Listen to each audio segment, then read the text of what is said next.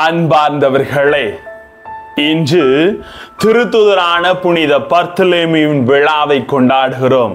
இவருக்கு இன்னொரு பெயர் நத்தானியேல் என்று நற்செய்தி நமக்கு கற்றுத்தருகிறது. ஆம், தேடுவது சரியா? உண்மையில் நாம் யாரைத்தான் இந்த மண்ணுலகளை தேடி கொண்டிருக்கிறோம்? நமது தேடல் சரியான வகையிலே சென்று கொண்டிருக்கிறதா என்ற உண்மையான ஆழமான சிந்தனைகளை இவரது பெருவிழா என்று கற்றுத்தர விரும்புகிறது. வாங்க, வார்த்தையோடு ஒரு பயணம் செய்து அதை அறிந்து கொள்ளுவோம். Praise the Lord.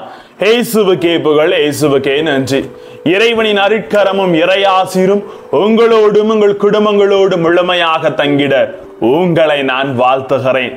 அன்பில் நிலைத்திருப்பவர்களே, தன்னை முழு மூச்சோடு தேடும் மனிதர்களுக்கு இறைவன் தன்னை வெளிப்படுத்தாமல் இருக்க முடியாது.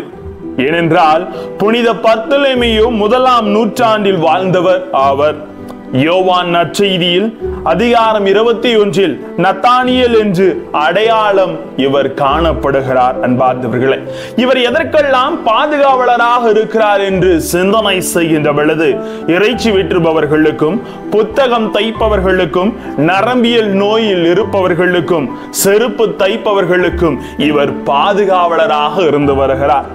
நத்தானியேலை பற்றி நற்செய்தி என்ன சொல்லுகிறது என்று 4 நிலையில் அவரை பற்றி நற்செய்தியில் எங்கெல்லாம் சொல்லப்பட்டிருக்கிறது என்பதை பற்றி சிந்திப்போம்.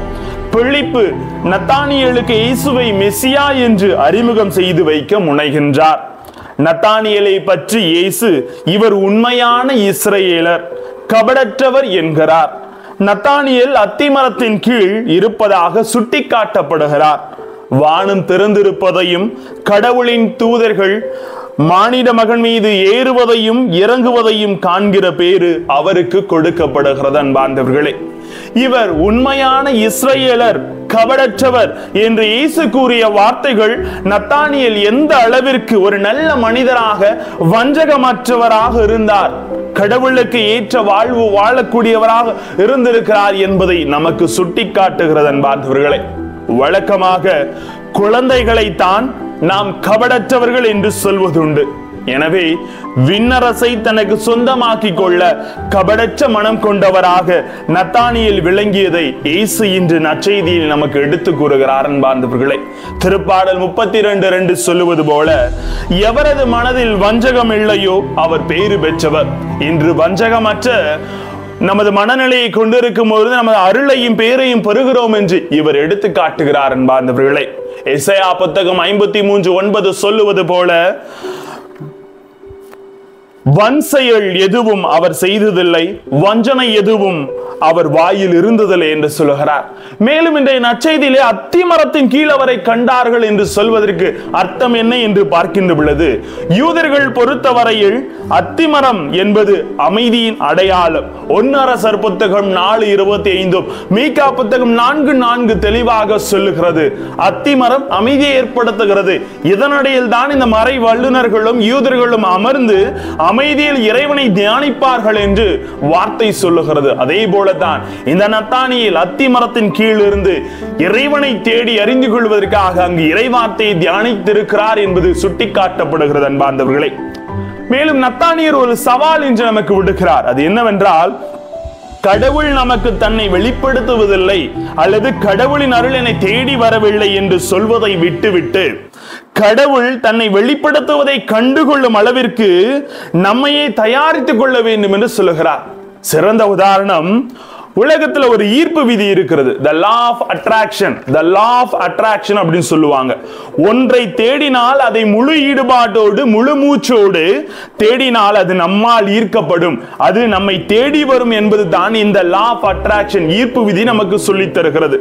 ஒரு மனிதர் பணத்தின் மீது நாட்டம் கொண்டு அது முழு மூச்சோடு தேடினால் அதற்கான கடும் உழைப்பை அவர் செலுத்துகின்ற பொழுது நிச்சயம் ஒரு நாள் அவருக்கு அது வந்து சேர்ந்து விடுகிறது.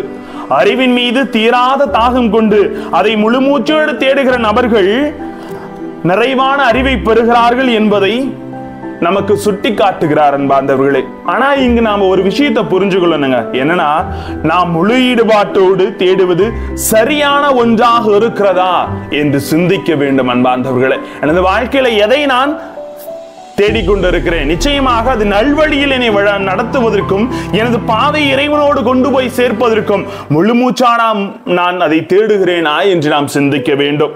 நத்தானியேல் இறைவனை தேடுவதில் அவர் அதை அடைவதற்கு வழியாக இறைவார்த்தையை தியானித்தும் தனது நேரத்தை முழுமையாக அவர் செலவழிக்கிறார். எனவே இயேசுவை அனுபவிக்கும் பேச்சையும் அவரது சீடராக மாறும் பாக்கியத்தையும் பெற்றார். நாம் சரியாக தொடர்ந்து விடாமுயற்சியோடு தேடுவோம்.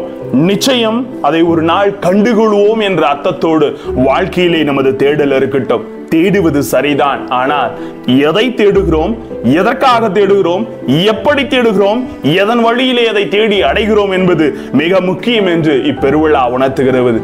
தேடுவோம். இறையாசிர் என்றென்று நம்மோடு. ஜெபிப்போமா. அன்பு இறைவா, உமது அருளால் என்னாலும் நாங்கள் உமது வார்த்தையை தியானித்து நத்தானியை போல உம்மை தேடி அறிந்து கொண்டு உமது வார்த்தையின்படி வாழ எங்களை முற்றிலுமாக ஆசீர்வதியும் ஆண்டவரே. Praise the Lord.